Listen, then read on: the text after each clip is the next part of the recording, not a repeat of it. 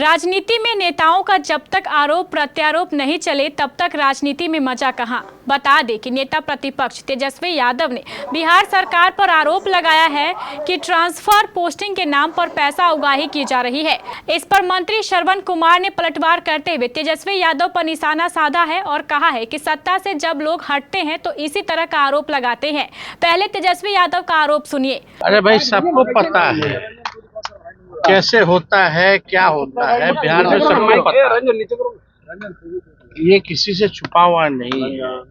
जो लोग ये बातें कह रहे हैं वो लोग भी अच्छी तरीके से जानते हैं कि किस हिसाब से बिहार में ट्रांसफर पोस्टिंग का खेल हो रहा है। तो इस पे ज्यादा बोलने की जरूरत नहीं।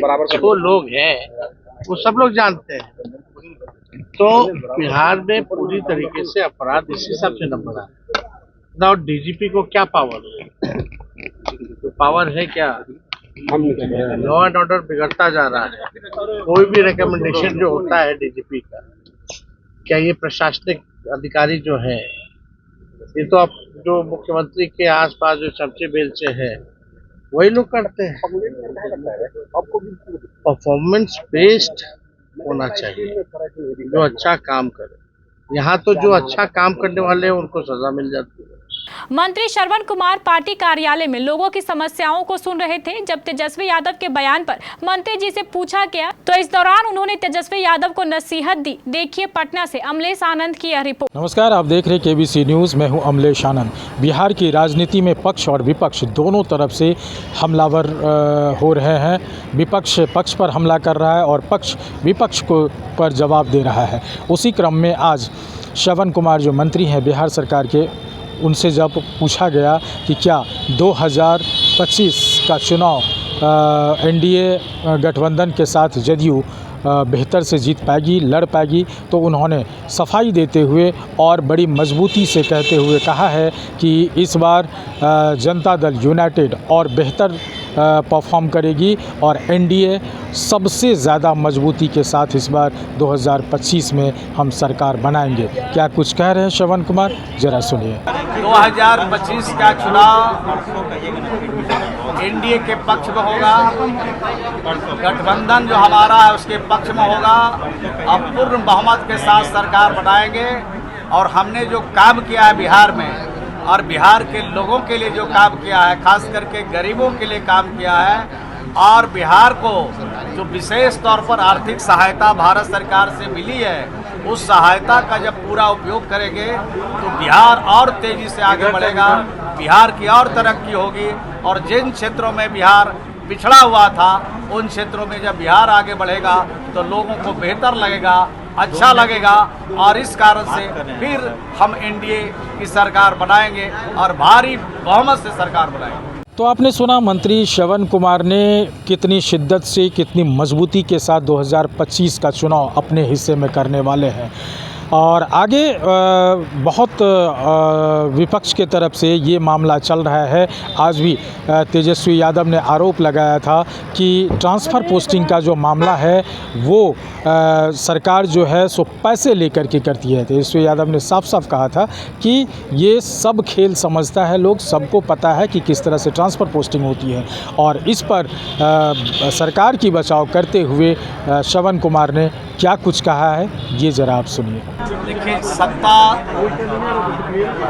से जब हटते हैं लोग तो इसी तरह का आरोप लगाते हैं, और जब सत्ता में चले जाते हैं तो आरोप के लिए इस तरह का आरोप बुनियाद हो जाता है। कहीं न कहीं सत्ता से हटने का मलाल तो होता है। अब वही मलाल सता रहा है उनको, तरह तरह की बात बोल रहे हैं, लेकिन उनके बातों में कोई दम लगता नहीं है। लेकिन कुछ कुछ बोल करके अपने लोगों को खुश करना चाहते हैं, मीडिया में बना रहना चाहते हैं, जनता में भ्रम की स्थिति पैदा करना चाहते हैं। हो गया कल किया था जब नीतीश कुमार जी के साथ लोग आते हैं,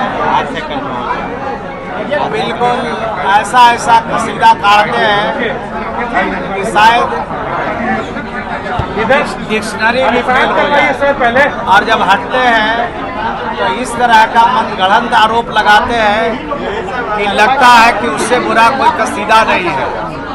तो जब सत्ता हाथ से निकल जाती है तो इसी तरह की आवाज़ उनके मुंह से निकलता है।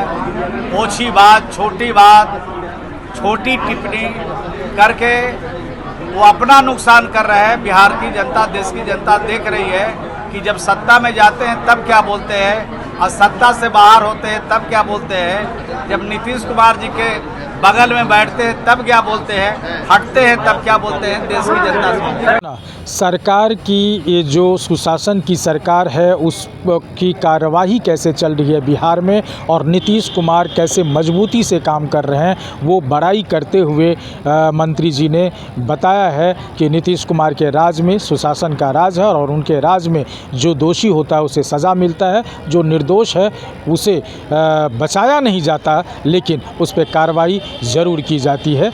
अब ये देखना होगा कि 2025 सामने में चुनाव है और इस चुनाव को लेकर के जो दम भरा जा रहा है अब कितने कारगर हो पाते हैं या फिर विपक्ष का जो हमला है वो बढ़ते चला जाता है।